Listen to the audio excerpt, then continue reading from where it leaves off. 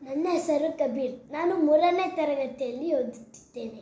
ನಾನು ಈಗ ನಿಮ್ಮ ಮುಂದೆ ಗುರುನಮನ ಗೀತೆಯನ್ನು ಹೇಳುತ್ತೇನೆ. ಉಳ್ಳವರ್ ನಡೆದಾಡುವ ದೇವರೇ, ಶತಮಾನದ ಸಂತರೇ, ಮನುಕುಲದ ಕೀರ್ತಿ ನೀವು ಮಹಾಮಹಿಮರೇ.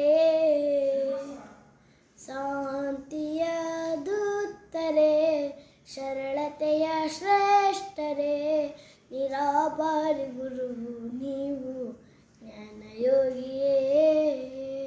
ಗುರುವೇ ನೀವೇ ನಮ್ಮ ಬೆಳಕು, ಅಮರವೆಂದು ನಿಮ್ಮ ಬದುಕು.